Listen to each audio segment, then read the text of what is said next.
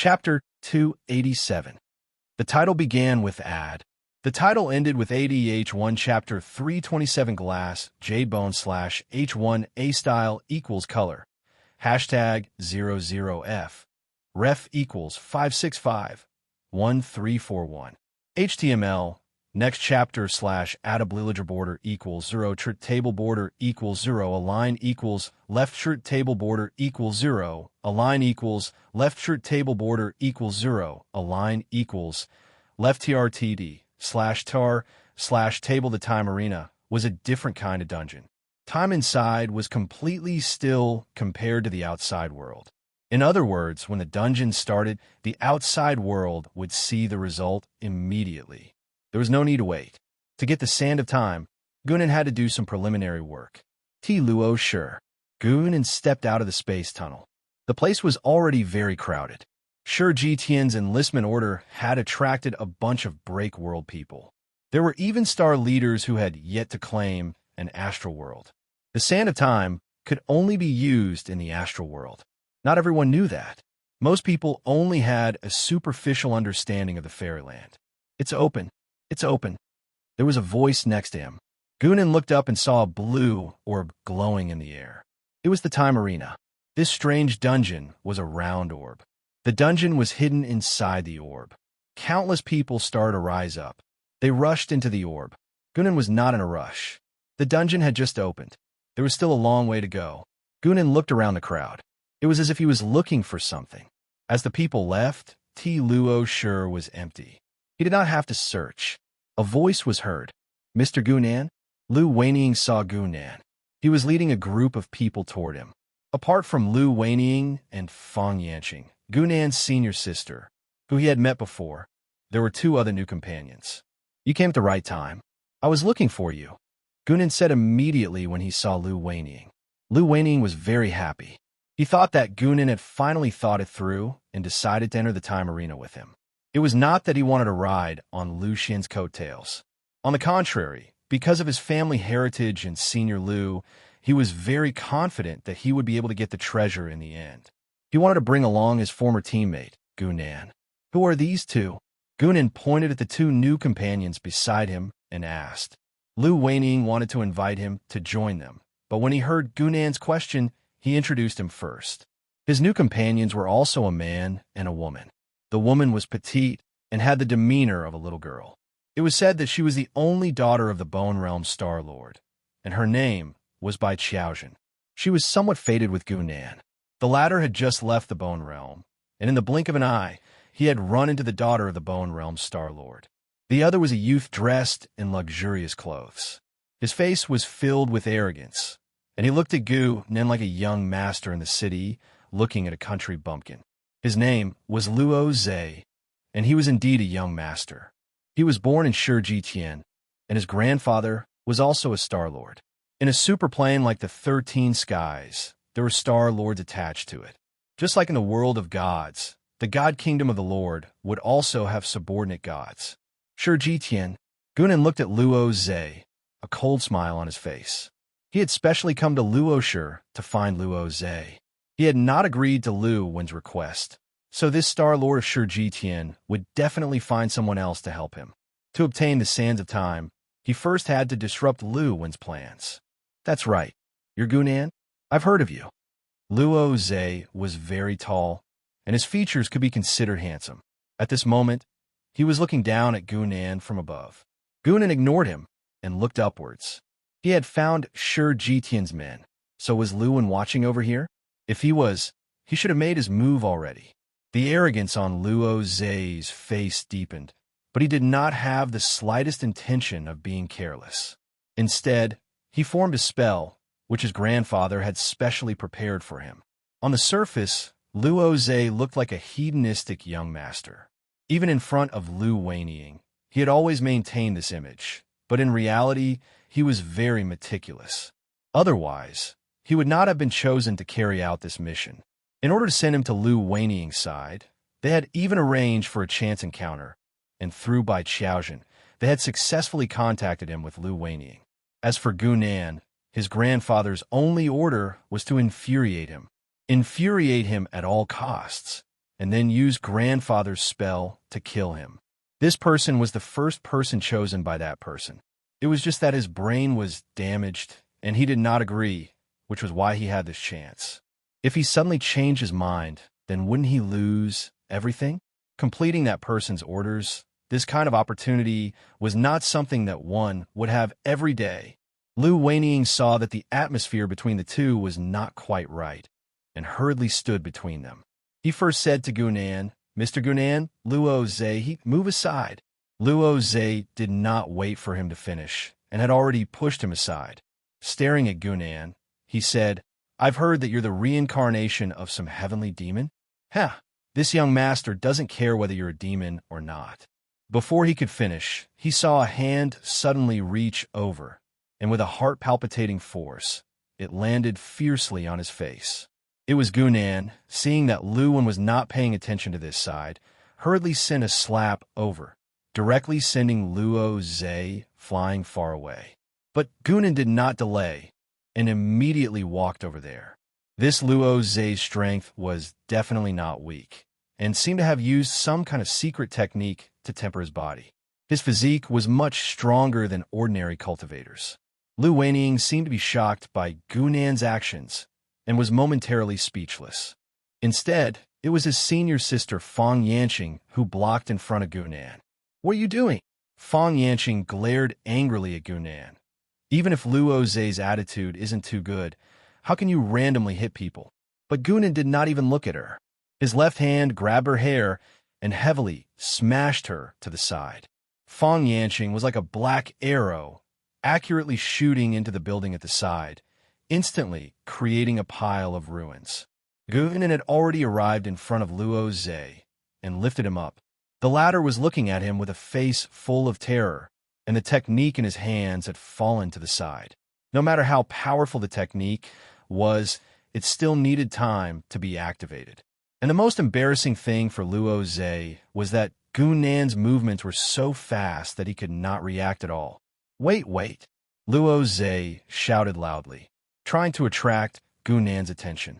As long as he used words to delay the other for a few seconds, he could take a few steps forward and try to snatch the technique. His physique was far superior to ordinary people, and Gunan's slap had actually only caused him some minor injuries. His movements were not affected. As long as he could snatch the technique back, he could call upon his grandfather's power. He would definitely. Before Luo Zhe could finish his thought, he suddenly felt a pain in his abdomen, and he could not help but spit out a mouthful of blood. It was Gunan's fist that had landed on his abdomen, almost smashing his abdomen. I'll fight it out with you." Luo Zhe was in so much pain that he could not control himself. Finally, he threw aside his bullsh *T rationality, no longer caring about hiding himself, and frantically activated the power of law. Thus, a white jade light lit up on his body, reflecting all the bones in his body. His skin and flesh looked like they were illusory. Chapter 288. Add on the title began. Add on the title in Dead 1 text chapter 328 Invincible Spatial Power. H1 A style equals color. Hashtag 00F. Ref equals iml. Next chapter / add border equals 0. Trit table border equals 0. Align equals left. Trit table border equals 0. Align equals left. Trit table border equals 0. Align equals left. TRTD / tar / table out of Lu Weiniang's group. Bai Qiaojin was probably the one who understood the situation the most. She didn't understand the inside story between Gunan and Shi Jitian, but she was well aware of their identities. The 13 heavens was mysterious, but that was only because the star masters of the 13 heavens were high above them. The other people in the star realm, weren't they just mortals? She knew that Luo Zhe wasn't a simple person. He had taken a big detour to get close to Lu Weiniang, so it wasn't as simple as just making friends. And that Gunan was said to be the reincarnation of a 9 serenities heavenly demon. He was incomparably powerful, and there were rumors that he was the strongest under the Star Masters. It was just that she didn't know when he would be able to take that step. These two people didn't seem to get along, so she didn't know where the conflict came from. But this didn't concern her Bai Qiaojin. She just wanted to use this opportunity to see the cards in their hands. Now that Luo Zhe had laid his cards on the table, even Bai Qiaojin didn't think that he would actually cultivate the glass jade bone. The glass jade bone was an ancient body tempering technique. In the 13 heavens, there were many secret techniques like this, but there were very few people who actually cultivated it. The ancient techniques weren't necessarily stronger than the modern techniques, and they had all kinds of flaws. For example, this glass jade bone was indeed one of the strongest body tempering techniques, but very few people were willing to cultivate it because it was extremely difficult to cultivate. This difficulty didn't mean how many precious resources were needed or how high a talent was needed, but it required the word ruthlessness. To cultivate the glass jade bone, one had to scrape off their own skin and flesh, soak their bones in a special medicinal liquid, and train for 9x9x9 for 81 days. During these 81 days, he had to constantly scrape off his bones and flesh to ensure that new skin and flesh could not grow back. Furthermore, it was impossible for a living person to have his flesh and blood shaved clean in one go. He could only refine a portion of his bones each time. How many people could endure such pain? Naturally, this pain was exchanged for incomparably powerful strength. It was said that once the glazed jade bone was cultivated to the greater mastery stage, one's bones would be able to withstand magic weapons of the same level. In the truest sense, one would be invulnerable to weapons of the same level. From a moment Bai Qiaojin saw the glass jade bone, the way she looked at Luo Zhe had changed. She looked at him with a hint of admiration. Since it was the glass jade bone, if Gunan wanted to kill Luo Zhe, then, gotcha! Gunan kicked Luo Zhe's leg, and the bone that was glowing with white jade splendor was instantly crushed. Gunan turned to look at her and said, "What bone did you say just now?" He heard the little girl mumble something, but he couldn't hear what she said. Meanwhile, Bai Qiaojin's mouth was wide open. How could she have the energy to answer him? A piercing pain came from his leg, but Luo Zhe felt even more pain in his heart. The glass jade bone was actually broken by a kick. Then why had he endured all these years and endured all these years of pain? What was it for? For a moment, Luo Zhe was a little lost. Gunan didn't care about what he was thinking. He punched Luo Zhe's chest again, breaking a few of his ribs. The glass jade bone dimmed a little. This jade bone could only resist magic tools of the same level, but Gunan's heretic god body could twist magic tools of the same level like a fried dough twist. "Mr. Gunan!" A loud shout came from behind Gunan. It was Lu Weining who finally spoke. He raised his golden sword and said with a straight face, "Mr. Gunan, this is the last time I will call you that. You hit me for no reason." Bang! Gunan's punch landed on his face. Lu Weining was instantly sent flying, his golden sword falling to the side. After sending Lu Weining flying with a punch, Gunan returned to Luo Zhe's side and attacked. This time, he wanted to break his spine. Gunan's goal had always been to kill Luo Zhe and disrupt Lu Wen's plans. As for Lu Weining, whom Lu Wen had decided to be the main character of this generation, he didn't care about him at all. Even if he was the main character, he had to follow the basic rules. High up in the sky, a soft sigh sounded. The mysterious laws of time revolved around him. Lu Wen was still staring at the time god Brahma, but he could sense Lu Weining's unexpected injury. Lu Wen, who had split a bit of his attention, instantly understood what had happened to Luo Shi. He said to the huge dragon on his shoulder, "Go help him." The huge silver dragon was still standing on his shoulder. Its huge body swayed slightly as it said, doubtfully, "Didn't he say that he would snatch the item after the battle? Humans are all liars." Lu Wen had a helpless smile. He said he would snatch it after the battle. He didn't say he wouldn't kill anyone before the battle. The big silver dragon was silent for a while. It didn't say anything more. It flapped its silver wings, broke space, and descended into the world. In Luo Shi, Gunan grabbed Luo Zhe, whose life and death were unknown, with one hand as he shattered his bones one by one. Lu Weining and his elder sister were both injured by Gunan. Only Bai Qiaojin was there. While Lu Weining was unconscious, a silver light came down from the sky. A strange rule presence covered Gunan's body. Therefore, taking advantage of this critical moment, when Lu Weining was unconscious, a streak of silver descended from the nine heavens, and an inexplicable law aura had already enveloped Gunan. While Lu Weining was unconscious, a silver light came down from the sky. A strange rule presence covered Gunan's body. Then, the place where he was cut in half, and the entire space was torn apart. Gunan had been working on Luo Zhe for a long time, but he couldn't get rid of him. Now he was cut in half. The big silver dragon was clearly a born god. It was born with Star-Lord class power. It was just a level away. The big silver dragon's body spun in the air for a while. It slowly stopped in the air. It stood up like a human. It quietly looked at Gunan. Humans really don't keep their promises. Her voice was very cold. It had a natural nobility to it. It made people feel ashamed. Gunan wasn't interested in replying to her. He turned around and opened up space to leave. He had come to kill Luo Zhe. He had achieved his goal. At this time, he noticed the space in front of him suddenly became very tough. It was not easy to open it. He felt a sense of danger again. Gunan's body disappeared again. The space around him cracked. The big silver dragon coldly floated in the air. The space power followed him like a shadow. It made Gunan run for his life. The energy of space is practically invincible against opponents of the same cultivation realm, let alone Gunan, who's still a step away. Bai Qiaojin witnessed everything clearly from the side, and she couldn't help but sigh.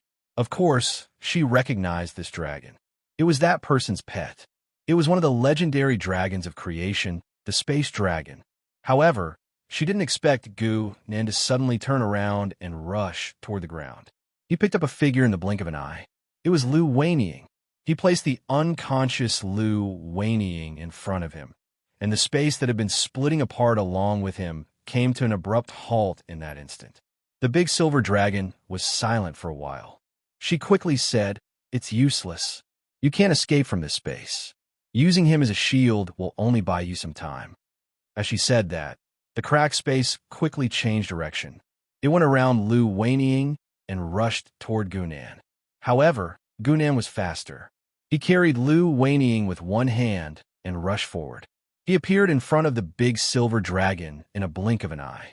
The giant dragon's eyes suddenly widened, and her originally upright body bent down. Gunan's merciless punch landed on her soft abdomen.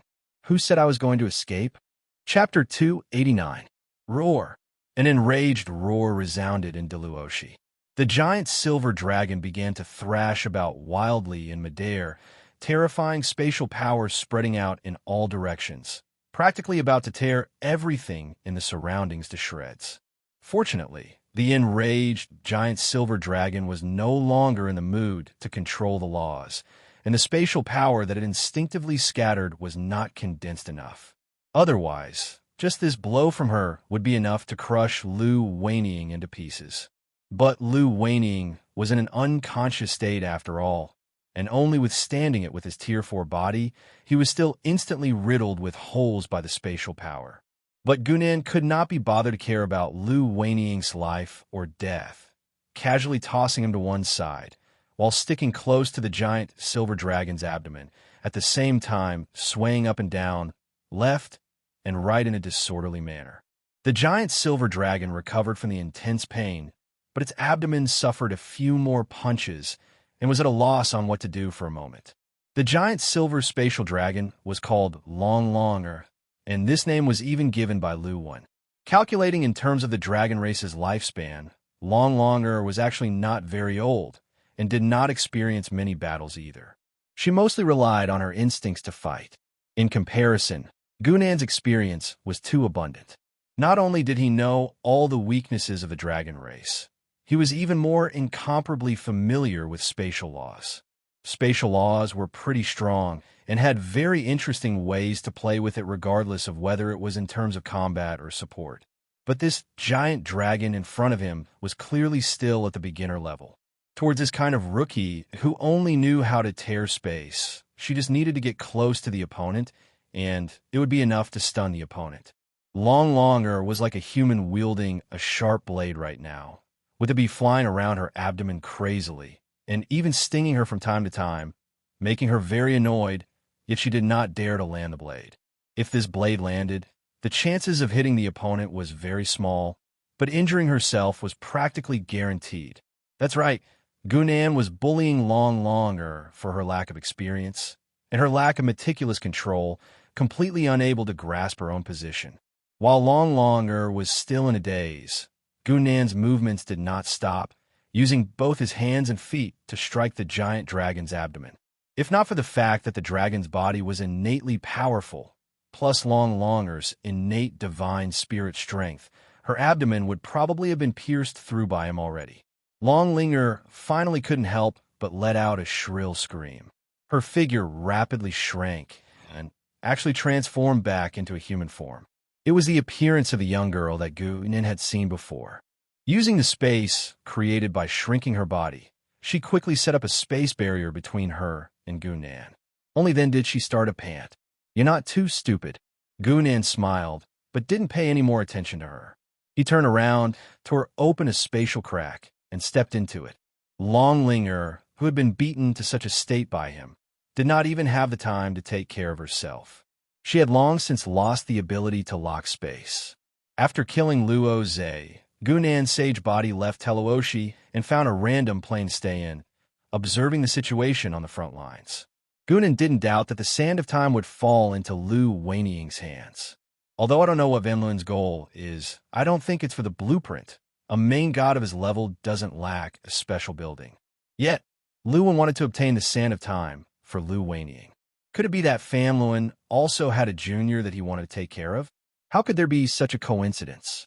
Based on Gunan's understanding of Fan Luan, this kid had most likely discovered Lu Wen's movements and came all the way here to join in the fun, giving his opponent some trouble.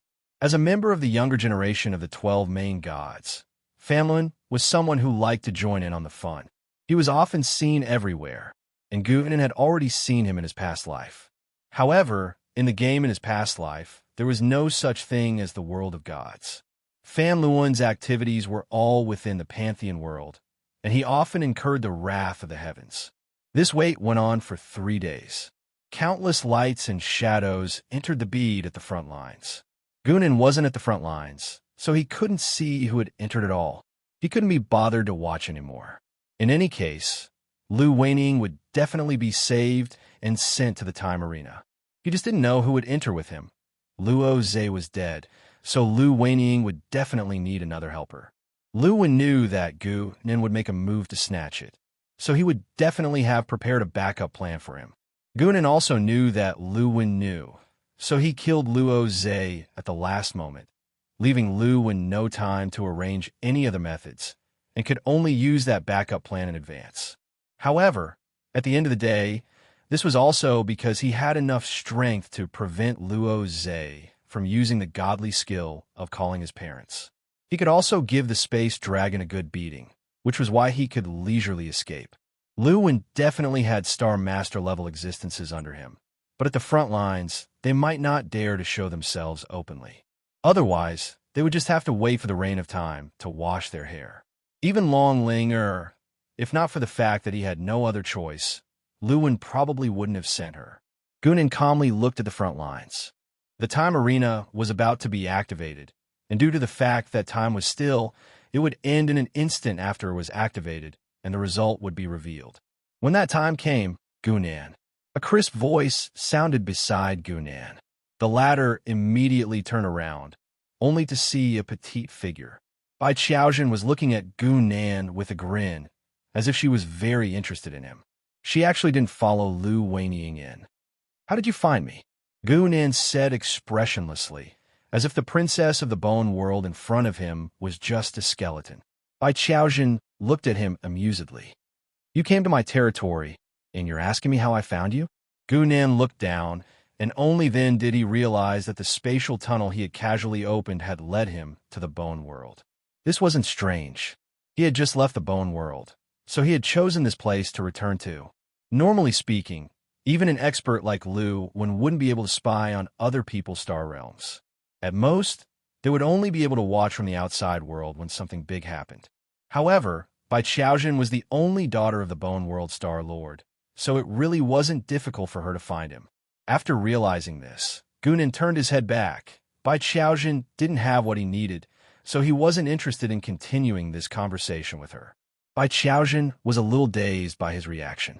However, she wasn't in a hurry. Instead, she moved closer to Gunan and asked, "You're looking at the blessed grotto heaven, aren't you? Are you trying to snatch it?"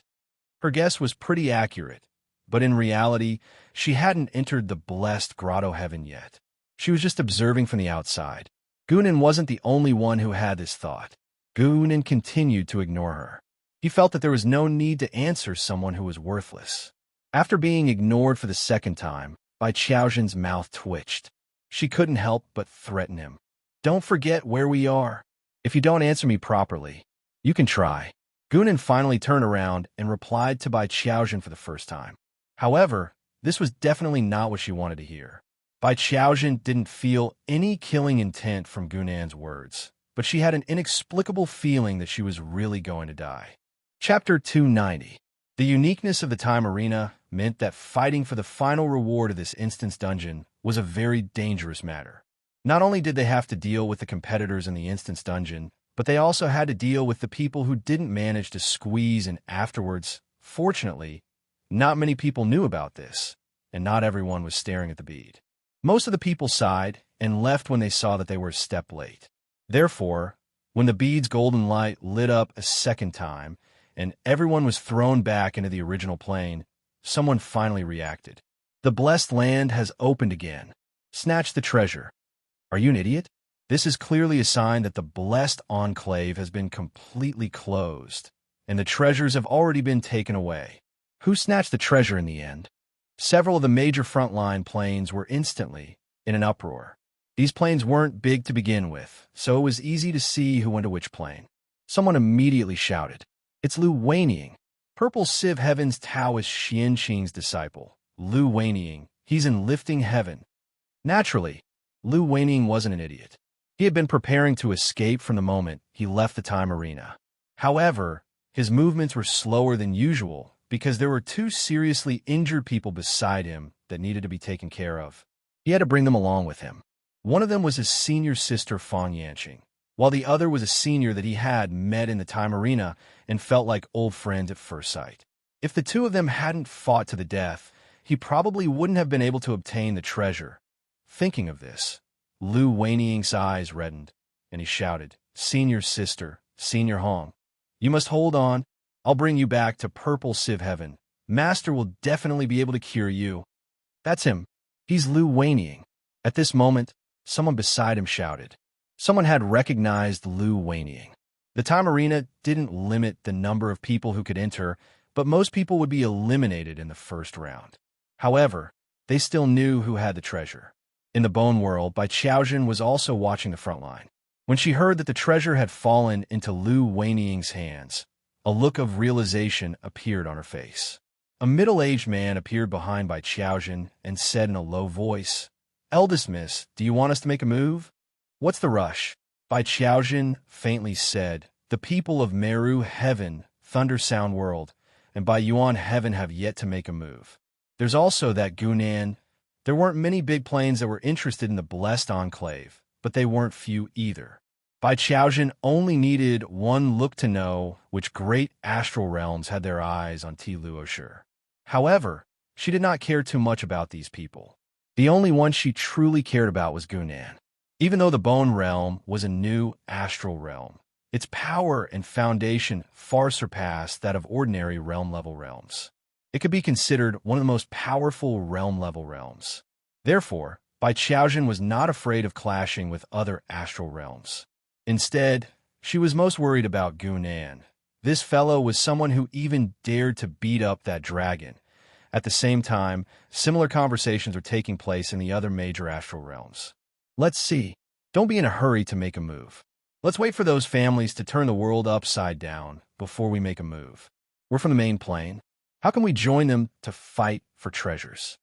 When Ti Luoshi was mentioned, a few people surrounded him. They looked at Lu Weiniang with ill intentions. "Friend Lu, look, so many people know you took the treasure. You can't keep it. so why don't you just hand it over? Lu Weining coldly looked around. He did not waste any time. He turned his hand and pulled out his gold sword. He went to stab at the people around him. Friend Lu. Lu Weining's sword was too sudden. The person who had spoken was unable to react in time. He was almost stabbed in the heart. It was not easy for him to dodge it. Lu Weining was not going to stop. His sword glowed with a gold light. A rule power that could break everything exploded. There was an indescribable, unknown power in it. The power of that explosion was far beyond what Lu Weining had used before. It was almost at the peak of the break-world class. The sword pierced through his opponent's throat. He did not show any mercy. The others were shocked. That sword, no matter whether it was the power or the style, was different from the Lu Weining they had seen before. Lu Weining coldly looked at them. They did not know that after he took the treasure, he had to pay a price to take it away. Even elder sister and senior Hong. With this in mind, Lu Weining's gaze became resolute again. He faced forward and declared, "This treasure was obtained by my senior sister and senior Hong after risking their lives. It doesn't belong to me alone. I won't let you take it away." His words were loud and clear. It made the few break-world people not dare to go forward. They took a few steps back and watched. At this time, a black shadow came from the sky. It was headed for Lu Weining. Lu Weining's nerves were very tense. He was more alert than ever. He did not even think about it. He turned his hand and stabbed forward. However, he did not expect his opponent to grab his golden sword with a casual grab. The scary rule power on the sword was crazily churning. An infinite sword air went everywhere, but the person's hand did not leave a mark. He held the gold sword tightly. Lu Weining was shocked. He looked at Gunan's face. He was very angry. He thought about how he had invited him to go with him to the secret area to get the treasure. If he wanted to, he could have gone with him. Why do you have to steal it now? Mr. Gunan, even you want to steal it. Pang! Gunan punched him in the face, causing his face to split open. Blood spurted out from his nose, and he fainted instantly. Not dead. Gunan looked at him strangely. He did not blow up his head. Lu Weining's head might have been a bit weird. He was too lazy to think about it. He put his right hand into Lu Weining's chest. He pulled out a gold light from his chest. No one knew where the sand of time was hidden better than Gunan. At the same time, the onlookers also turned their attention to Gunan. Gunan? Why is he the first one to come out? Is he not afraid of everyone attacking him? Bai Qiaojin frowned as she watched the scene. She was confused. From her point of view, the stronger the person, the later they would choose to appear. Because they were the strongest, they could easily attract the other competitors to join forces. On the contrary, if they appeared later, the others would have finished fighting. That would make it easier for them to make a move. In any case, the treasure wouldn't run away. In the Thunderclap realm, a golden-haired youth stood in the void. He could not help but sneer. This is the reincarnation of that 9 underworld's heavenly demon, right? He doesn't even know the principle of the aureole behind. He is indeed a confused heavenly demon. In Bai Yuantian, a lady in palace clothes said calmly, "That Gunan will not be able to escape. He is preparing to steal the treasure. That person has a backup plan." In the various dimensions, orders were sent out. They were either on standby or preparing to launch a surprise attack. Their target was Dilua Shur. In Dilua Shur, the sand of time had landed in Gunan's hands. He opened a spatial rift and was about to leave when another aura appeared. The old man who had been lying on the ground and addressed as Senior Hong by Lu Weining suddenly opened his eyes. His body suddenly exploded, and a half-corporeal, half-illusory figure appeared in front of Gunan. "My lord predicted that you would appear," Senior Hong's illusory figure said with a faint smile. "The 9 underworld's heavenly demon has a monstrous demonic aura and an invincible physical body. However, you would never have thought that there would still be a nemesis in this world." In the White Bone world, Bai Qiaojin could not help but sigh when she saw this scene. A phantom body is truly the nemesis of body-tempering experts. Phantom bodies were not an impressive constitution. They did not have a physical body, so physical injuries would be greatly reduced. Most experts in this world fought with the power of laws. What was the use of phantom body? However, Gunan was the reincarnation of a 9 underworld's heavenly demon. He walked the path of becoming a sage with his physical body, which was why he was countered by a phantom body. Prepare to make a move. Bai Qiaojin shook her head. Gunan is still too impatient. If he waits just a bit, that phantom body will definitely attack someone else first. However, at this moment, Gunan expressionlessly glanced at Senior Hong and raised his right hand. Far away in the void, Gunan's main body suddenly opened his eyes in his divine kingdom. A surge of power descended upon Diluo world through an indescribable method. Divine envoys could borrow the power of a god. Naturally, the avatars of a god in the mortal world could do the same. However, there were some limitations. Gunan normally only used the abilities of his smuff to fight, but that did not mean that his main body had fallen asleep. In the face of this phantom body that had suddenly appeared, the shadow power of his main body instantly descended upon Dual World and Senior Hong through his avatar. An unimaginably majestic shadow burst forth. Senior Hong did not even have a chance to make a sound before his divine soul was destroyed. This was the power of a 6th rank law. Everyone who was about to enter Dual World stopped in their tracks. Then, they watched as Gu Nin stepped into the spatial passageway with the treasure. Chapter 291. Under the blue screen of water, a young girl clad in silver light slowly walked out. Her hand touched her abdomen, as if she was still feeling pain. But she also knew that her injuries had already completely recovered. However, that feeling was unable to be erased from her mind. Ever since the young girl gained self-awareness, she had never been beaten so badly by someone. "How do you feel?" Lu Wen still had a calm and indifferent look on his face, as if the sand of time being snatched away by Gu Nan was just a small matter. "I'm fine," Long Longer said with some lingering fear. Every time she recalled the scene back then, she felt as if her abdomen wasn't stung by a bee, but bitten by a venomous snake, but the item was snatched away by him. Long Longer was still a little indignant as she spoke of the sand of time. "It doesn't matter."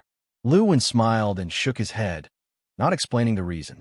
Instead, he let Long Longer reflect on the events of the previous battle.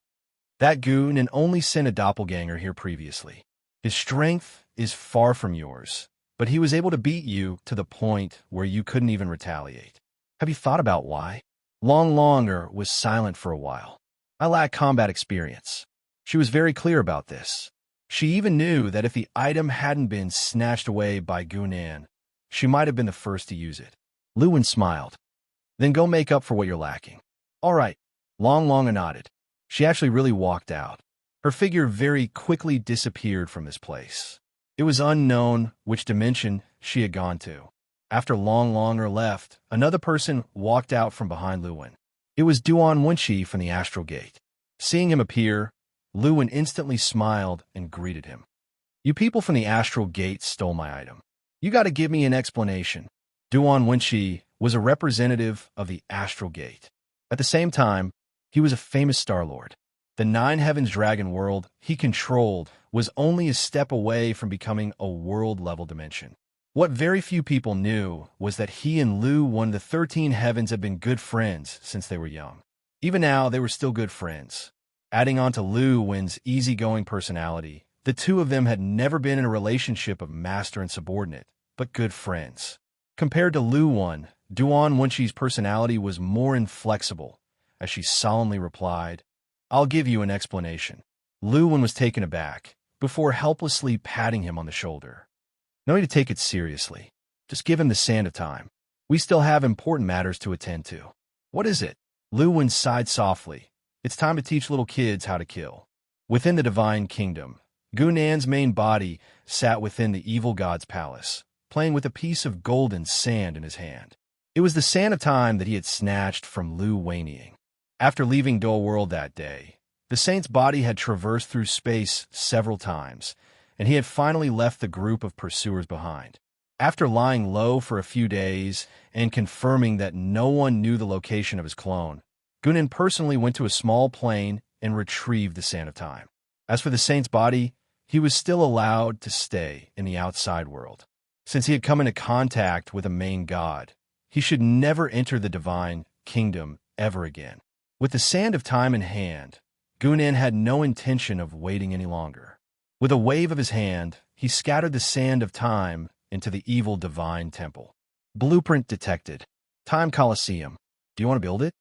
The evil divine temple's notification came as usual, and Gunan immediately confirmed it. Not long after, an exquisite mini-arena was erected in the middle of the hall. This arena was pitifully small, even smaller than the other buildings within the evil divine temple. There was not even enough space for a single person to stand in the entire arena. However, Gunan knew that all buildings within the evil divine temple would be reduced in size. In the outside world, this time Colosseum would probably be as big as a mountain, and the space inside would be even bigger. The Time Colosseum was a special level 3 building, so it naturally had the ability to fold space. The Time Colosseum's ability was also very powerful. It allowed God's envoys to enter and engage in continuous simulated battles in order to improve their skills. The price was, of course, points. And because of the building's own characteristics, this process did not take up any time. In other words, this was a place where God's envoys could be fed dog food to level up, but God's servants and God's citizens could not use it. Even Gunan himself could not use it. God's envoys, God's servants, and God's citizens, these 3 different types of God Nation living beings formed the God Nation's ecosystem. And the 3 also had their own corresponding God Nation buildings. So there were very few situations where they were mixed up. The God's Envoy system has to be perfected. After obtaining the Time Colosseum, this was the first thing that Gunan thought of. The evil God games in his previous life were known to be highly realistic. God's envoys were similar to the heroes in previous games. So, of course, they were not always loyal. Apart from the loyalty attribute, there were more hidden factors. For example, right now, Guan Hongshun, Lei Qi, and Lei Ba were basically working for Gunan for free, and the remuneration they received was mostly material resources from the God Nation. Although the value was not low, they could not leave the God Nation, which meant that they had nowhere to use it, and most of them could not use it for their own cultivation. This could be maintained for a short period of time, but if it continued for hundreds or thousands of years, no one would be able to endure it. This was also the problem that Gunan needed to solve: how to manage God's envoys. Real gods would not encounter such a situation, because their God's envoys were all fanatics. Not to mention working for free, they could even sacrifice their lives. As evil gods, the players had abandoned the attribute of faith. While they enjoyed the convenience of not being bound, they would naturally lose some of the benefits. Of course, this was not a problem for the player's intellect. After all, managing NPCs was much more convenient than managing players. Redtail was in the Bone World, settling down the Conduit Realm martial artists who had ascended to this world. Suddenly, a few messages appeared in her mind. Rebuilding the White Mist received 300 God Nation contribution points. Assisting the Crescent World Ascension received 50 God Nation contribution points. There were more than 10 messages in total. They listed the things that Redtail had done recently, and each of them was marked with the corresponding contribution points. Of course, not all of them were obtained. For example, her request for help had consumed some contribution points, but the amount was far less than the reward for building the White Mist. Redtail read the messages and immediately understood. She knew that Gunan wanted to use this method to manage the God's envoys. Redtail had been in charge of the reincarnation organization for many years, so she was no stranger to this method. In fact, many people could do this, but the key was what the contribution points could do. As long as they were given enough tempting benefits, they could use any method to make people work. I must go back and take a look when I have time, Redtail thought. She did not intend to go back in a hurry.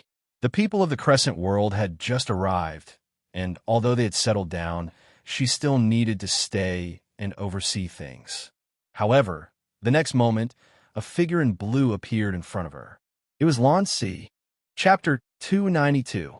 The evil god's temple was filled with people as far as the eye could see. Since the establishment of Gunan's god kingdom, there had never been so many oracles gathered here at the same time.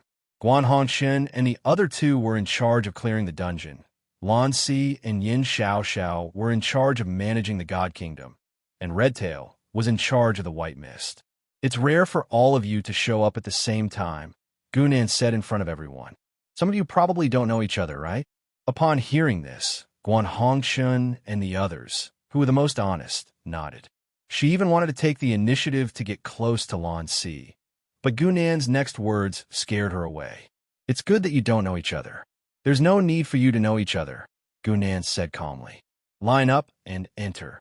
Under Gunan's order, the group of oracles walked into the arena together with puzzled expressions. Redtail was the one who felt the strangest.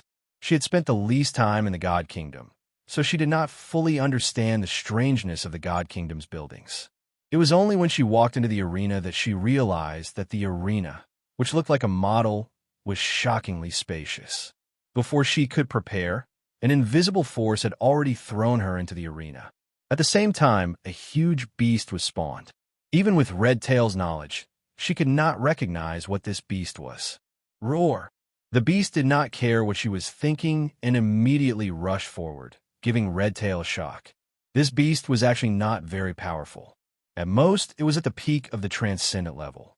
However, because its understanding of the laws was too shallow, it could not even be considered a Dowlord. Redtail had the power of a Dowlord, but unfortunately, she had lived like a princess for many years and had not fought for a long time. She was suppressed for a while. It wasn't until half a quarter of an hour later that Redtail gradually calmed down and killed the giant beast in an instant. However, he also suffered quite a bit of injury.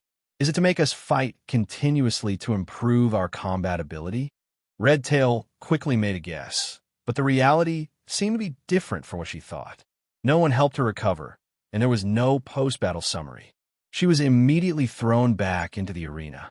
Everything seemed to have returned to the beginning. Even a monster had not changed. It was still the same. Redtail clearly remembered that there was a scar on the back leg of the giant beast. Gunan stood outside the time arena and looked at the oracles trapped in the time capsules with a smile on his face. The monsters prepared for every oracle were what they needed to make up for and learn the most. They would only be released if they met the requirements of the arena. Only through repeated battles like this could they understand their own weaknesses and make up for them. If this process was repeated enough times, they would gradually approach the next realm, until the day when success would come naturally. Gunan had specially invited all the oracles over. Of course, he wanted to show off the power of the new building. Gunan didn't have to wait for long before the time capsules shattered one by one. One by one, the divine envoys walked out. Almost all of them looked pale and dispirited. How do you feel? Gunan asked. I'm tired, but I have gained a lot. Redtail was the first to speak. She looked excited. After I digest what I have gained, if I have the chance to go in 2 more times, I will be able to break the world. She was a superhuman with years of experience. She was only 1 step away from breaking the world. Over the years, she had been in a management position. She did not have much experience in life and death battles. Is this using the God Soul to train our bodies? It's indeed very useful. Yin Xiaoxiao agreed, but then she smiled bitterly. But I might need to take a good rest. She had to manage the God Kingdom. The burden on her shoulders was heavy. Gunan had done this, and she was exhausted. There was no rest in the time arena. Every fight was a life and death fight. It was a fight to the death. When their minds were at their limit, they could only rely on their instincts to fight. That was when they improved the fastest. If this was in the real world, after playing like this a few times, their bodies would have collapsed. Some places that simulated battles could not let their bodies experience that kind of despair. Only the time arena could do both. That was because the God messengers were there. It was not a simulation. Every time they died, it was a true death. It was just that time was reset, and they were resurrected. It was not just their souls that had entered the world as they had thought. Guan Hongxun and the others chimed in as well, their eyes filled with longing. They thought they would spend their lives farming dungeons. Who knew they would be able to experience something like this? If they could break the world, even if they had to spend a few decades here, it would be worth it. Gunan looked satisfied. The time arena will open once a month. Only one person can enter at a time. The highest bidder wins. You guys discuss it among yourselves. Activating the time arena required points. Naturally, he couldn't use it wantonly. The time arena was built. It made Gunan's god messengers more enthusiastic about their work. It was not just the speed at which they accumulated points increased. Even Lan Si and Yin Xiaoxiao's management of the god kingdom sped up. For the occasional thorns, Yin Xiaoxiao, who originally advocated for a more conciliatory policy, also became firm. The god kingdom's contribution system made Gunan's god messengers, who had different roles, establish a competitive relationship. However, what Gunan was going to do next had nothing to do with them. Instead, it was in the Crescent World. In the Crescent World, there was news from Redtail. Back then, Axiu, who was forced by Gunan to the point where her family and sect were destroyed, finally showed signs of advancing. In the current Crescent World, 20 years had already passed since the World Martial Arts Tournament.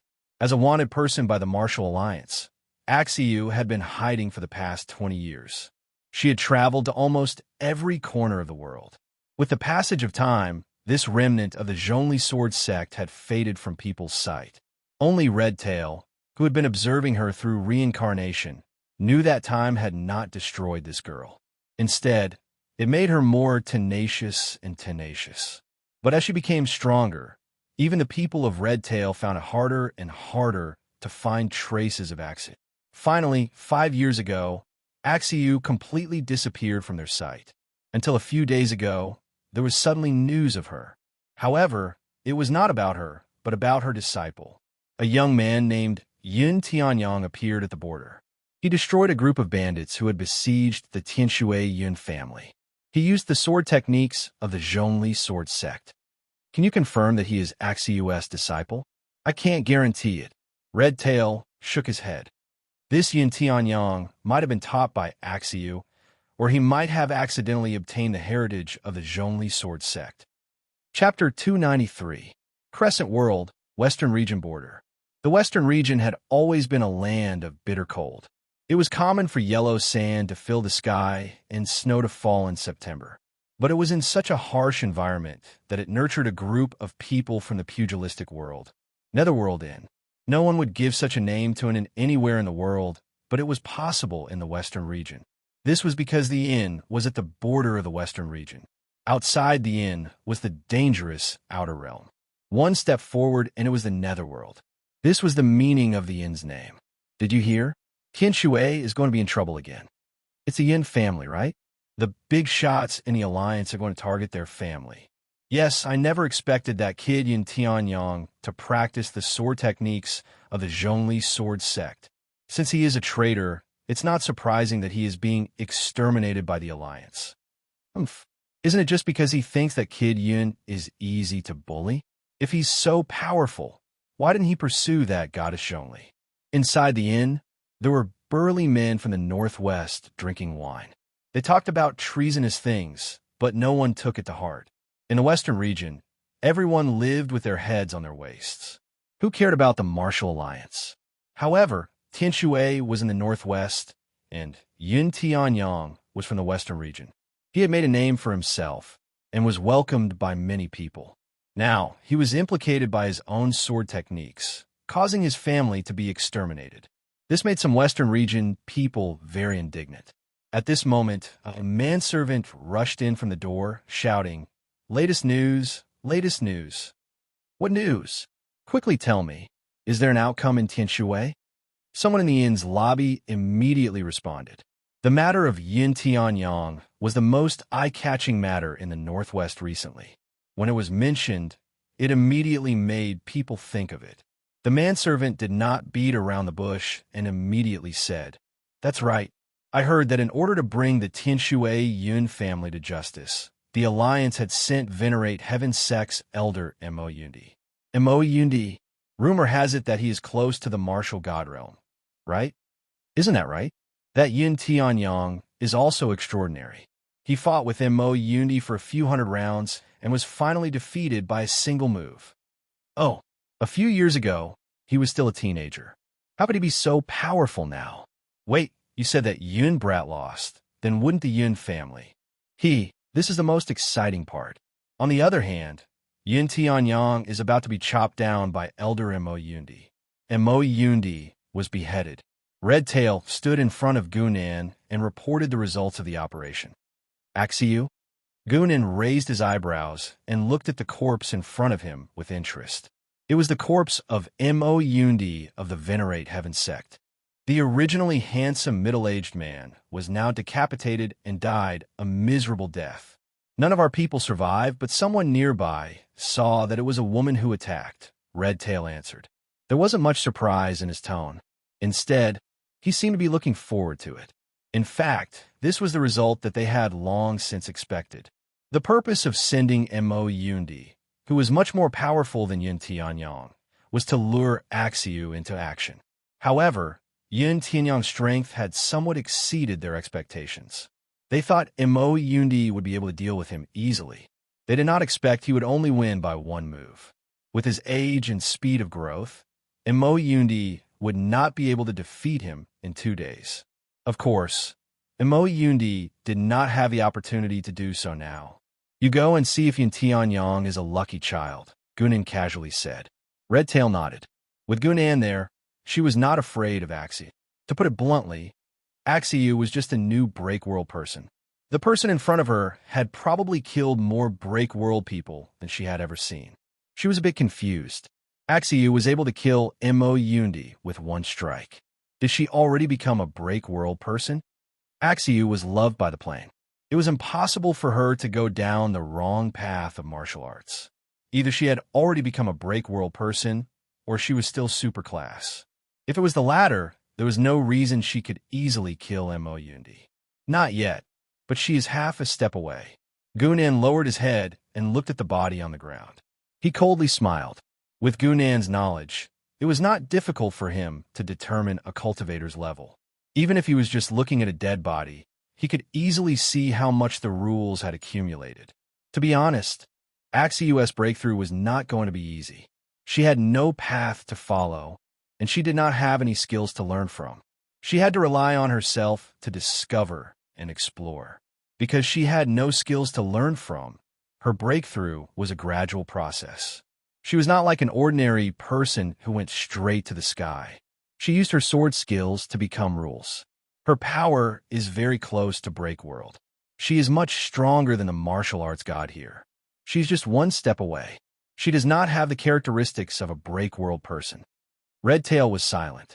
She knew Axiu at this level was not enough to satisfy Gunan. What he wanted was a real Break World child of luck. Ever since this translation method appeared, there had never been a high-level material that could be used to make the fog mirror. I will help her again. Gunan's smile did not change. How can it be a child of luck who is like a rat on the street? Controlling the power of the world is what you call luck. Master, you are so powerful. That Mo Yundi was so arrogant, but he was still killed by Master. Master, have you reached the legendary void-breaking realm? In a secret jungle in the West region, a young man in a blue shirt was healing his injuries. He suddenly jumped up and surrounded his master, asking all sorts of questions. As for the master he spoke of, it was a woman in a light yellow muslin dress. The woman had a delicate face and a graceful body. Only her eyes were cold, which made people not dare to get close to her. Only the young man in the blue shirt did not take it seriously. He kept walking around the woman. These two people were Yin Tianyang and Axiu. They had just killed the people from the Martial Alliance in Tianshui, so they had to find a way to avoid the limelight. They could also send the people from the Tianshui Yin family away. Axiu looked at her disciple helplessly. She waved her hand and said, "Can you have a fixed pattern? Don't keep moving around all day." She was satisfied with this disciple of hers, be it his talent or diligence. His temperament was also pure. The only thing that gave her a headache was that he was a chatterbox. Yin Tianyang chuckled. "I'm just too excited. Master, you're already so powerful. Why don't we go back to Martial Union City and avenge Grandmaster?" He did not know the identity of his master in the early years, but as the matter of the Zhongli sword sect spread, he naturally knew about the inside story. Axiu shook her head. She thought of the silver figure in Martial Union City's yard from 20 years ago. Chapter 294. The battle at Tianshui had attracted the attention of the world. Against the remnants of the Zhongli sword sect, not only did the alliance fail to fulfill its promise of capturing and killing the Yun family, even elder Mo Yundi was killed. This caused the hearts of the people to waver, and the martial alliance's prestige was greatly damaged. Ever since the World Martial Arts Tournament was successfully held 20 years ago, with a group of soul conduit experts heading to the upper realm, these experts were enviable, but also weakened the martial alliance's strength. The top powers and upper echelons were all taken away at once.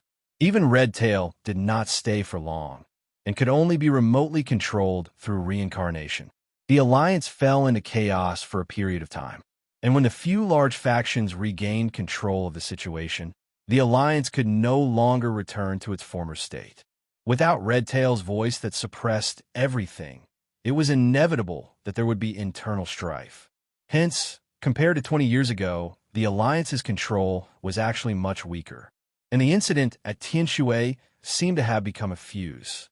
The martial alliance that seemed to be at its zenith seemed to be in a precarious situation overnight.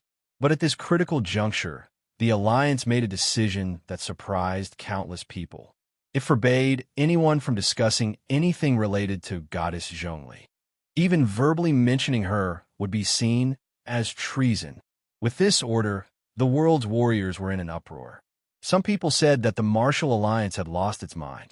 If someone disobeyed the alliance's rules, then they should think of ways to kill her, who would order their own people to shut up. There were also people who said that there were vile people causing trouble within the alliance. If not, with the alliance's original intentions, there would not be such a literary inquisition. But most people saw the collapse of a great building. They saw the weakness behind the behemoth. Alliance leader Qin, please reconsider. With this order, it is no different from destroying the Great Wall. That's right. If the alliance leader wants to take that Goddess Zhongli's life, us old fogies can just pay a visit. Why is there a need to issue a gag order? Alliance leader, please take back the order. Martial Alliance City. In the Martial Alliance headquarters, a group of white-haired old men were surrounding a middle-aged man in discussion. These people were the pillars of the Martial Alliance. They were Soul Conduit Realm Grandmasters, but due to their old age, they did not go to the upper realm. And the person they surrounded was the current alliance leader of the Martial Alliance, who is also the venerable Heaven sect leader, Qin Yuezhi. Qin Yuezhi had a bitter smile on his face as he persuaded these old men one by one.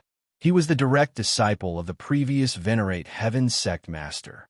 Although he was powerful and talented, his seniority was not high. These people in front of him were his seniors. Now that they had come knocking on his door because of his random orders, Qin Yuezhi really couldn't just chase them all out.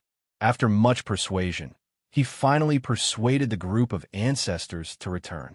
Only then did Qin Yuezhi heave a sigh of relief. At the same time, a figure in red appeared in front of him. Qin Yuezhi didn't dare to be negligent.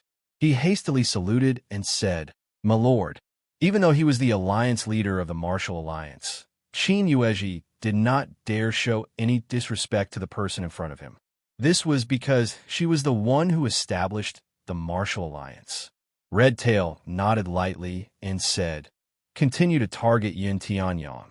This time, send a spirit realm warrior to hold the line." "Yes."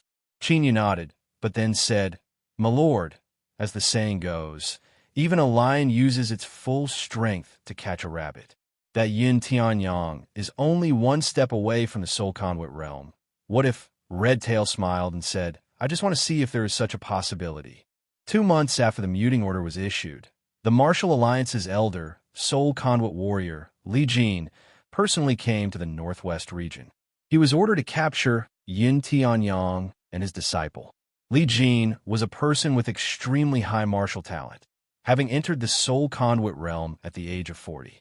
However, he was a cold and ruthless person, and he was also greedy and lustful. His arrival could be considered a calamity in the Northwest region. In a short span of half a month, countless family clans in the Northwest region were wiped out. Large numbers of innocent people died, but in exchange, Li Jin's family received 10,000 taels of gold, as well as a house full of beautiful wives and concubines. The entire western region was in a state of apprehension. The muting order became even more prevalent, to the point where one could see the road ahead. The Martial Alliance's reputation in the Northwest region fell once again. While many people hated Li Jin, they also hated the Martial Alliance. Finally, on the third month after Li Jin arrived in the Northwest region, something major happened. Yin Tianyang and 6 companions had secretly infiltrated Li Jin's residence and killed him in one fell swoop. A martial arts grandmaster at the Soul Conduit realm had died in his own residence. When this news spread, it immediately attracted the attention of the world. The next day, Yin Tianyang led a group of people from the pugilistic world to attack the Northwest capital, large city. He had opened the curtains of a military resistance against the Martial Alliance. And in this battle, Yin Tianyang had demonstrated the strength of a Soul Conduit realm warrior. He was a warrior at the true Grandmaster realm. Even his 6 companions had demonstrated impressive strength. Nearly all of them were not far from the Soul Conduit realm, and they had the bearing of a young hero. Some busybodies even gave them the name of Northwest 7 Tigers, and they were instantly in the limelight. I personally watched Yin Tianyang's battle with Li Jin. He broke through at the last moment. Redtail reported what she had seen dutifully. Is he also a child of Providence? Gunin asked. No. Redtail shook her head. There is Providence lingering around him, but it seems more like it comes from the outside world. It was a Xiu's excess providence that was distributed to him. Gunin could not help but laugh.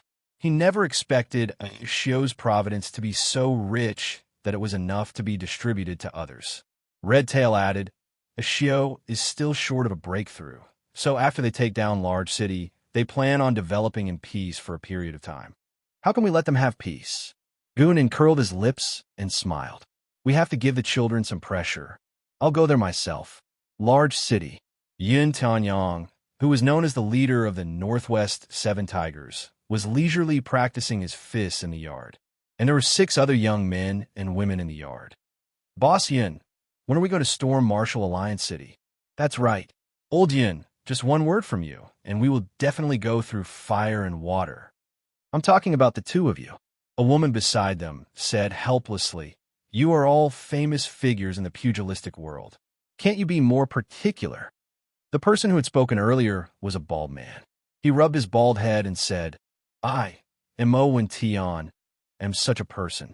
If I want to learn from those big shots to put on airs, I will never be able to do it. Hearing his companions bicker, Yin Tianyang slowly retracted his fist force and said helplessly, don't be anxious.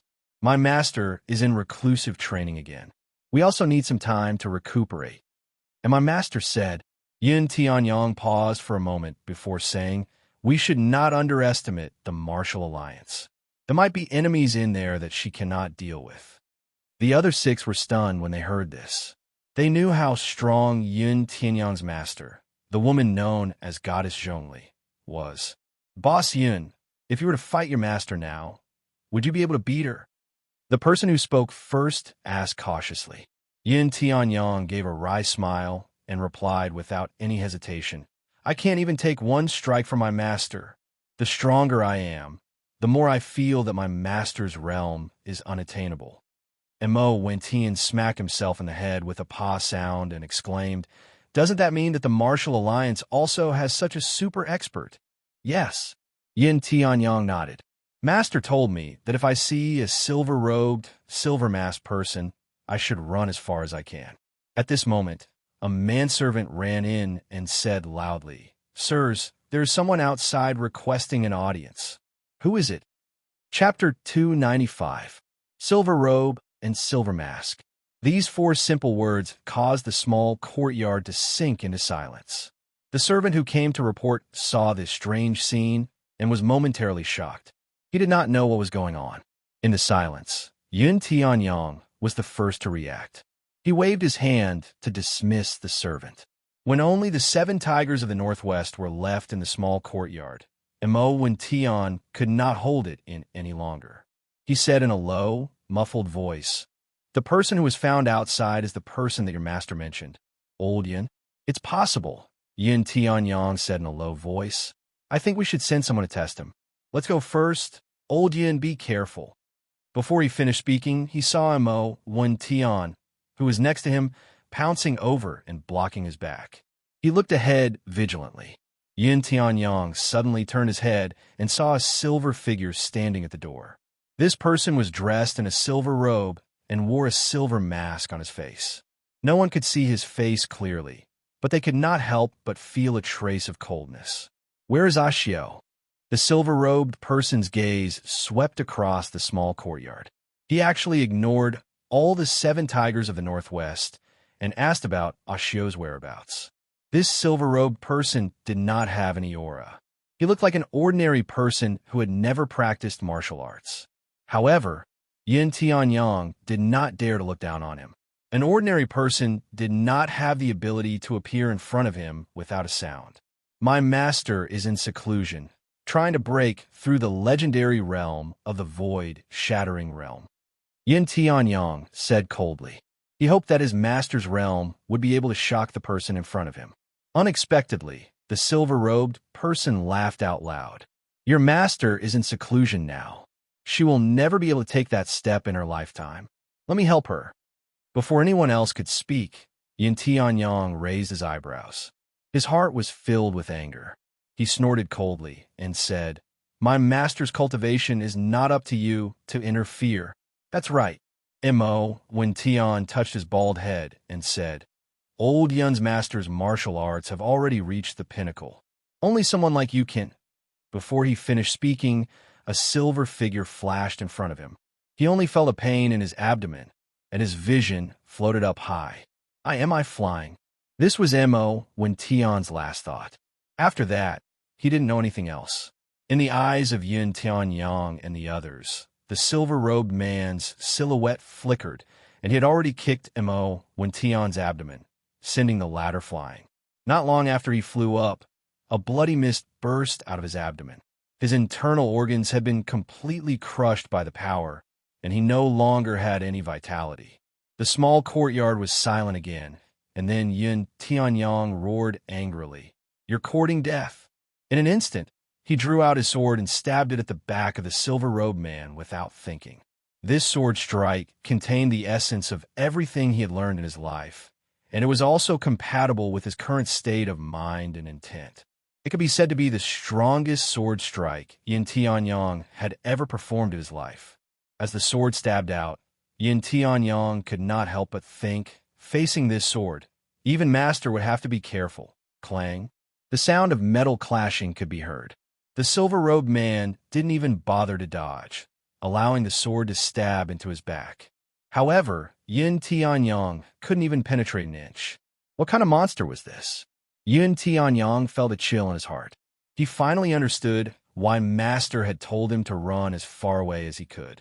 Before he could finish his thought, Yin Tianyang felt his vision go black, as though a fist had landed on his face. After an unknown period of time, Yin Tianyang slowly regained consciousness, and he felt a piercing pain on his face. He couldn't help but raise his hand to touch it, only to discover that his entire nose had caved in. His originally handsome face had most likely been completely ruined. Being disfigured was a small matter. What was most difficult for him to accept was that the small courtyard had long been filled with blood, and his 6 brothers and sisters were now lying neatly in front of him. The 6 of them had either had their abdomens pierced, their heads blown off, or their limbs torn off. None of their corpses were complete. Old Mo, Lin Feng, everyone. Yin Tianyang stood up, calling out to his companions one by one, but he had long since received no response. Yin Tianyang roared crazily. 3 days later, the disfigured Yin Tianyang took up the banner alone. He led a group of people from the pugilistic world who had just gathered not too long ago to kill their way to the middle of the continent. They headed straight for Martial Union City. Yin Tianyang, who had gone through such a calamity, had a drastic change in temperament. He became taciturn, and he, who could be said to be as gentle as jade, suddenly became ruthless and harsh. He would either beat or scold the soldiers under him. But at the same time, his martial arts had improved by leaps and bounds.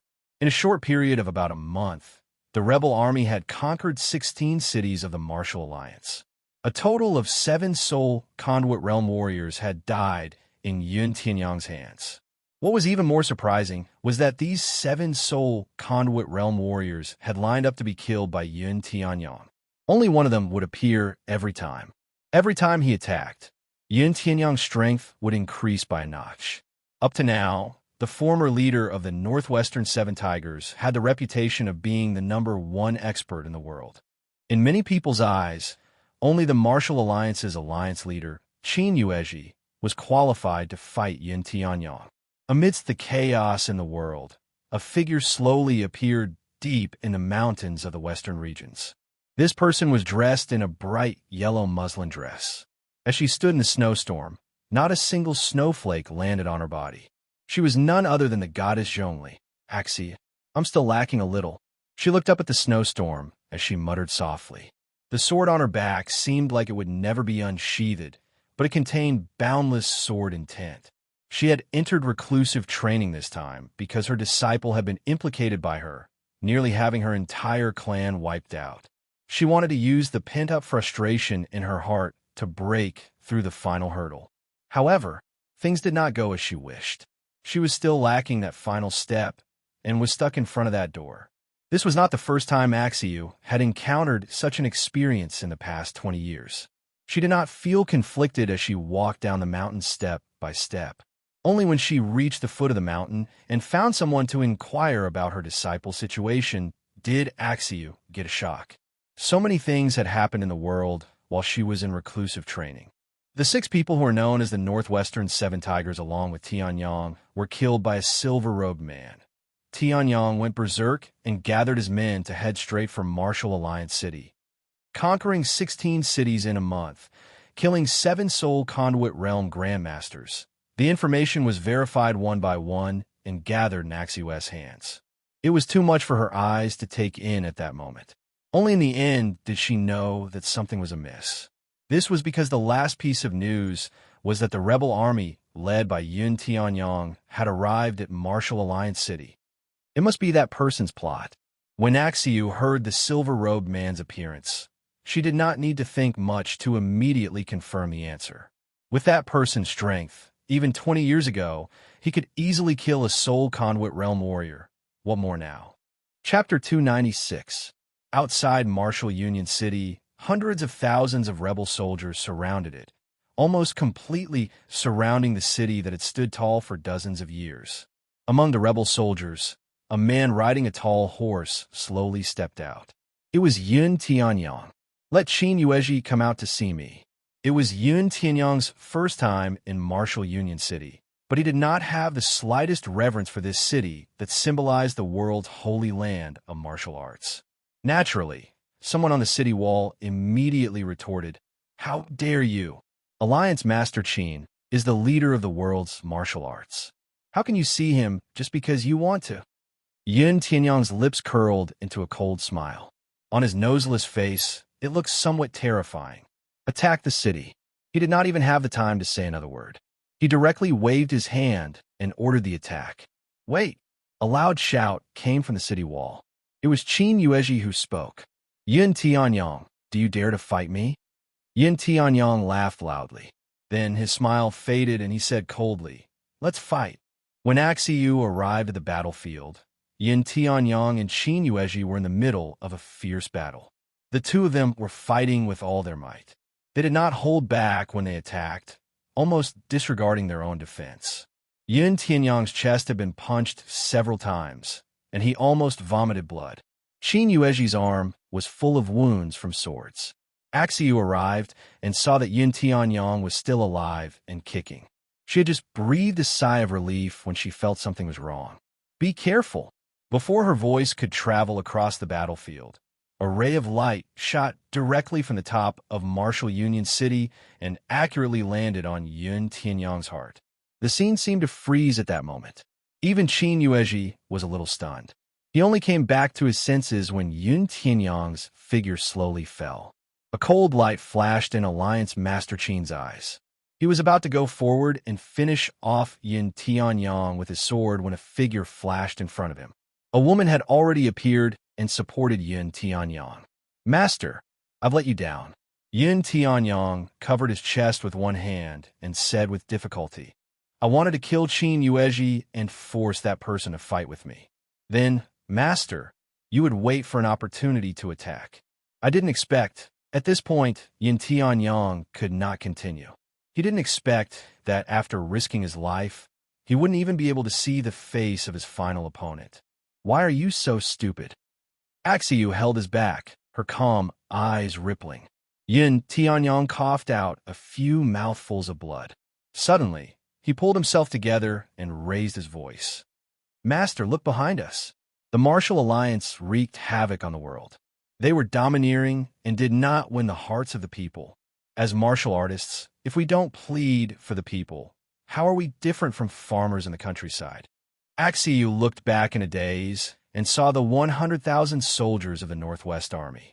What she saw was a pair of eyes filled with unwillingness, but also hope. Pleading for the people? Axiu murmured. You're right. She slowly stood up and unsheathed the sword that she had nurtured for 20 years from its scabbard. The sword nurturing technique that she had meticulously prepared for a strong enemy seemed to have disappeared as well. However, Axiu did not feel it was a pity at all because she knew that she no longer needed that kind of thing. The art of sword nurturing was to nurture the power of the sword, and she already had the power of the world. The power of the world could not be reversed. And in the eyes of the Red Tail in Martial Union City, Axiu's extremely rich providence was suddenly released and immediately retracted. It was as if she had collected the providence of the entire Northwest Army. At this moment, Axiu seemed to have become the spokesperson of the heavenly Tao. Every move she made was filled with an unstoppable majesty. Qin Yuezhi, who was standing in front of her, could no longer say a word. He couldn't even escape as he was instantly split into two.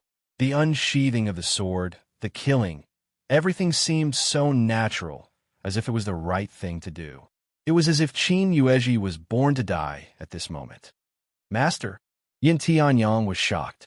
The terrifying power of the sword had completely exceeded his imagination. Following that, a wave of ecstasy surged in his heart. Yin Tianyang finally realized what had happened. She had broken through.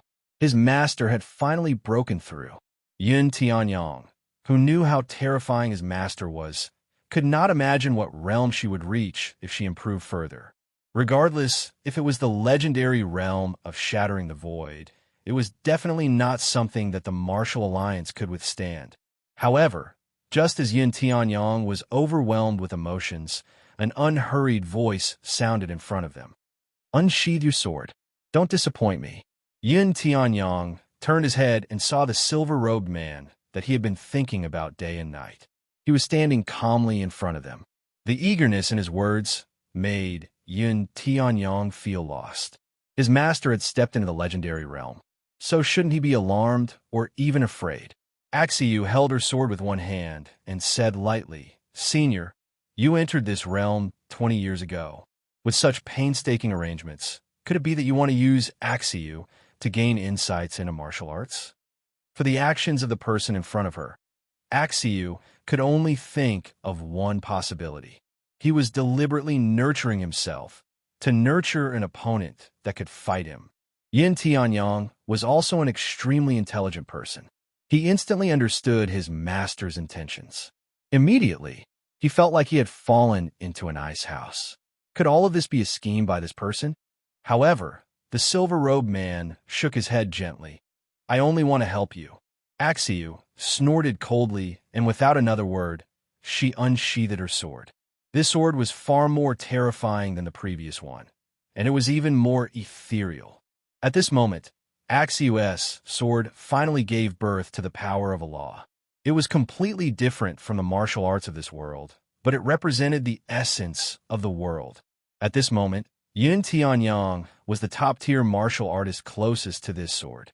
So, he became the representative of this world, feeling the wonderful power of this sword. This was not a power that mortals could control. For some reason, Yin Tianyang had this thought in his mind. Under his expectant gaze, the sword finally stabbed the silver-robed man. More accurately, it stabbed the other's extended finger. The sword and the fingertip collided, making a terrifying sound. Then, Axios' sword broke in the middle. The sword broken.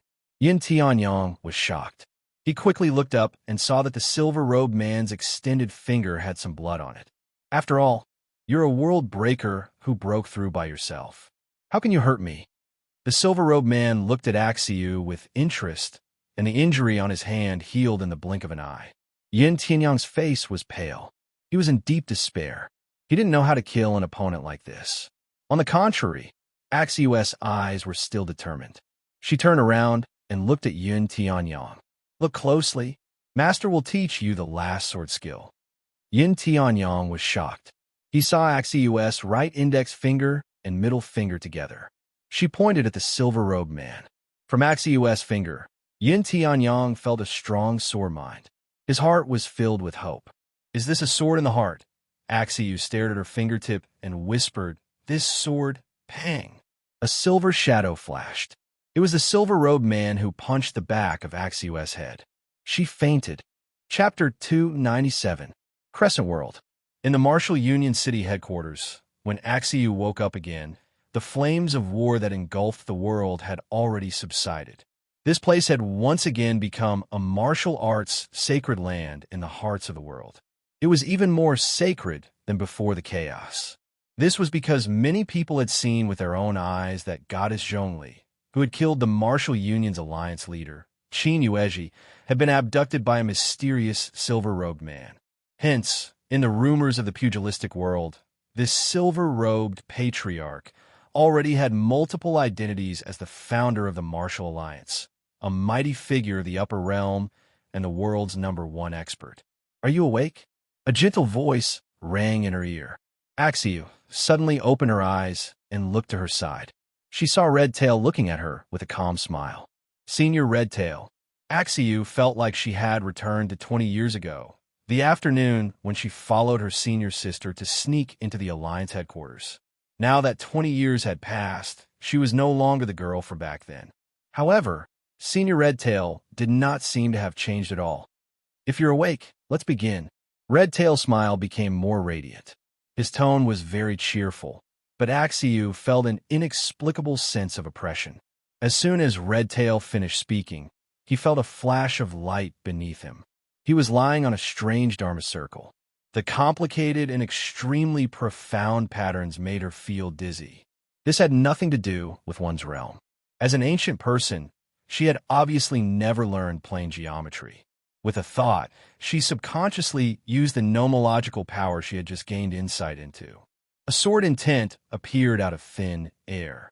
However, the sword intent had not even been born for a moment before it was crushed by a thought. Not a single trace was left behind. Axiu immediately felt a pain in her heart. Her head felt like it was being torn apart. It was a sign that her sword intent had been destroyed.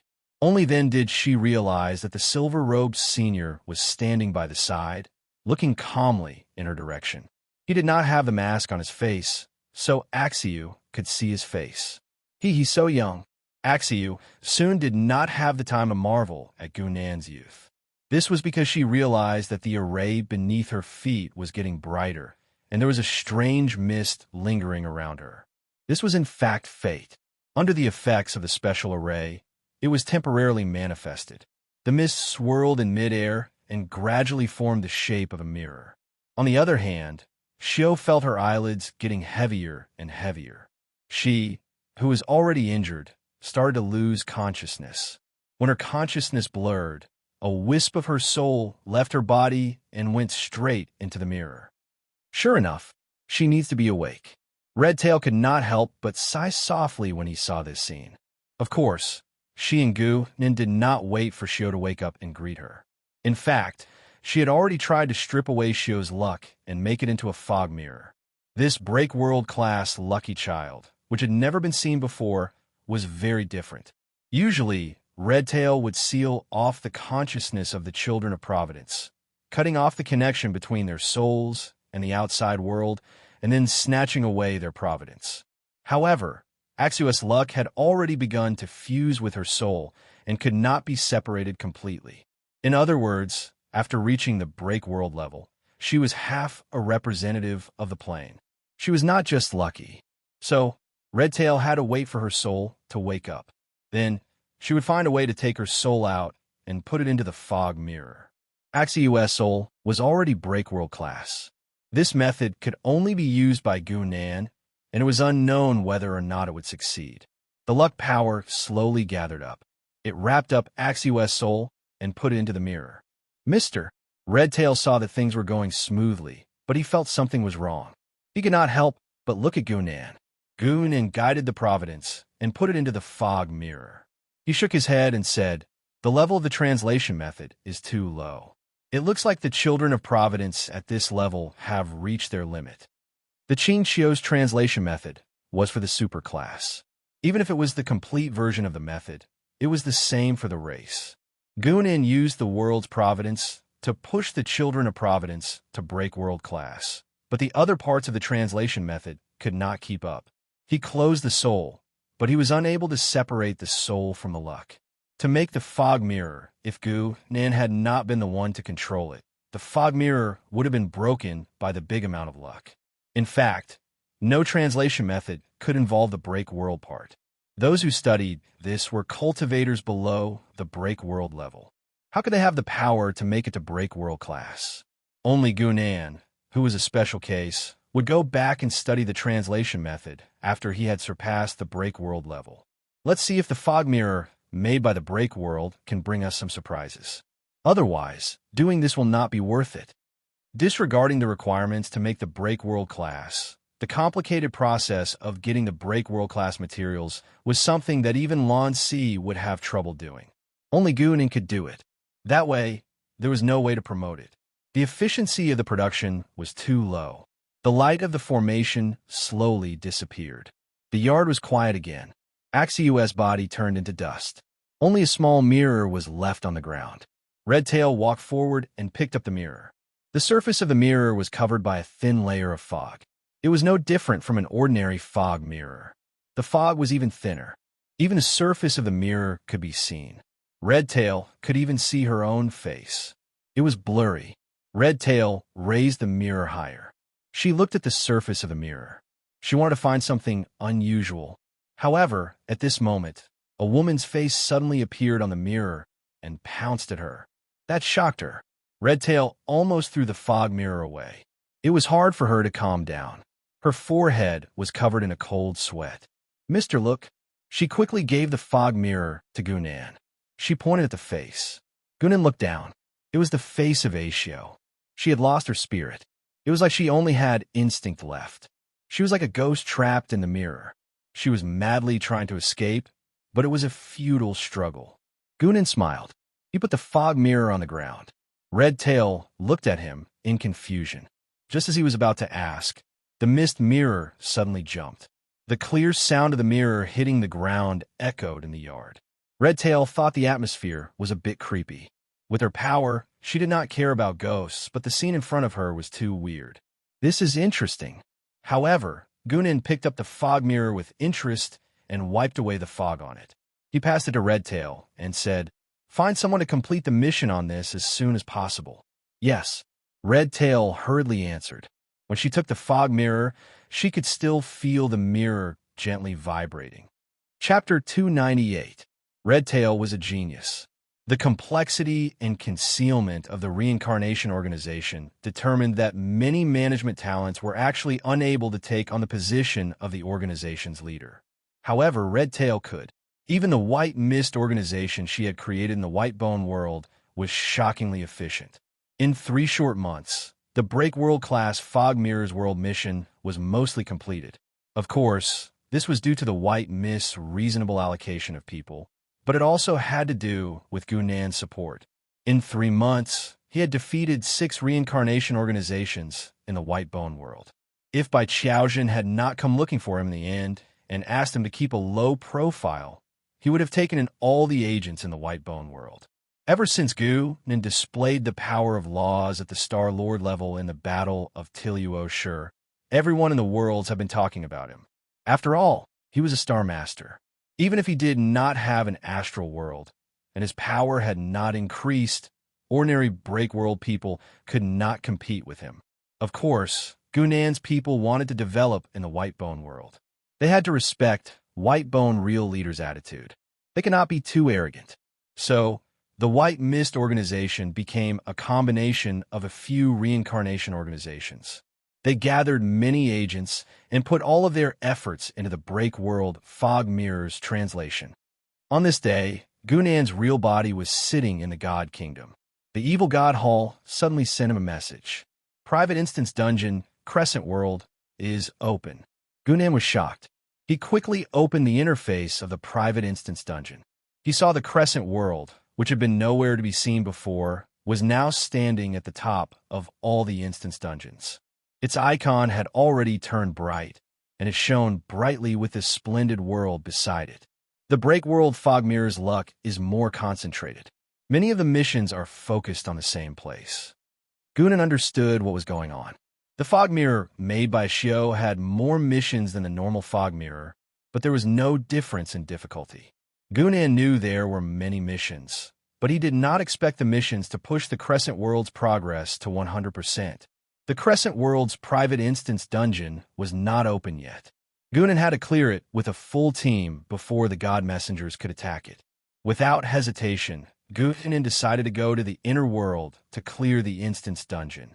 After all, to level up to level 7, he had to level up the Evil God Hall to level 2. He also needed more sim points. Sim points could only be obtained by killing God Masters, but points would have to be obtained through more instance dungeons. After the Evil God's temple materialized, the private dungeon interface also displayed more information. The general situation of the Crescent World Dungeon could be seen at a glance. The background information was ignored by Gunnan. Gunnan knew it was similar to the real Moon World.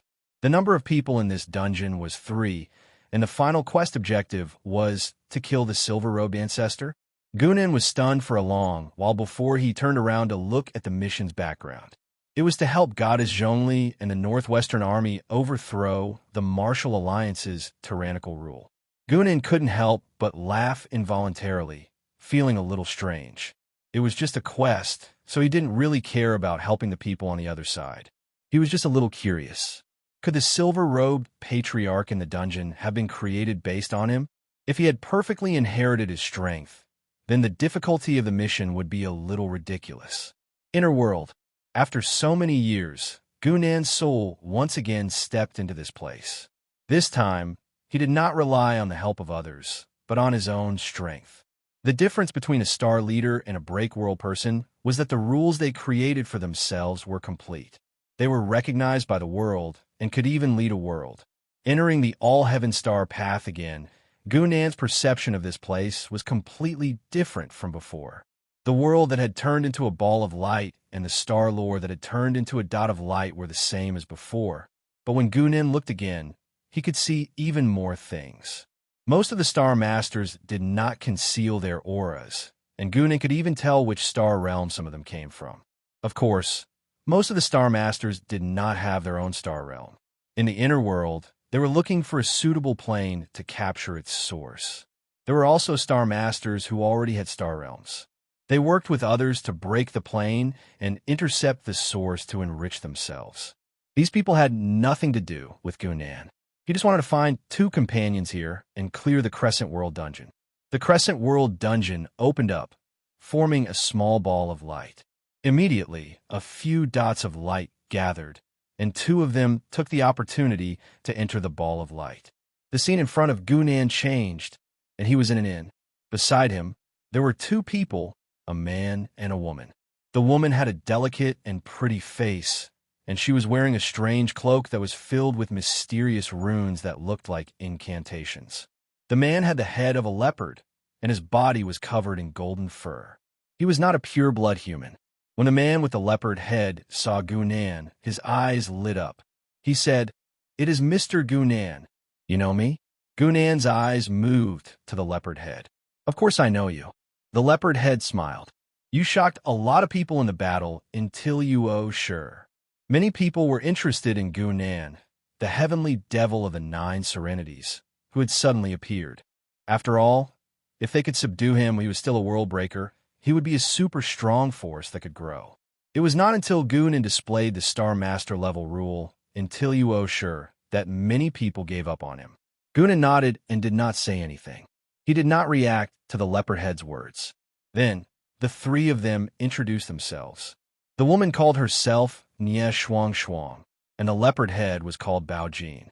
He admitted that he did not have a star realm at the moment, and he hoped that Gunan could recommend one to him. Don't talk nonsense. Let's start. Nie Shuang Shuang interrupted him. Gunan had no objections. The three of them walked out of the inn, and a line of blood-red words appeared in the sky. Final goal: kill the silver-robed elder. First stage: assassinate martial arts union elite Li Jin. Power limit: level 4.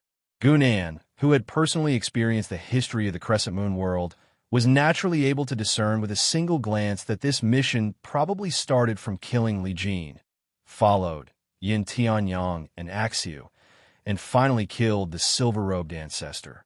It was a normal RPG dungeon. There were no weird settings. In other words, the difficulty was in the fighting. Thinking of that, Gunan's heart jumped. He said, "Let's go find a silver-robed elder." Bao Jin and Nie Shuang Shuang looked at him. They were not surprised. Nie Shuang Shuang said, "Okay, this plane has given us world breaker power," Bao Jin said with a smile.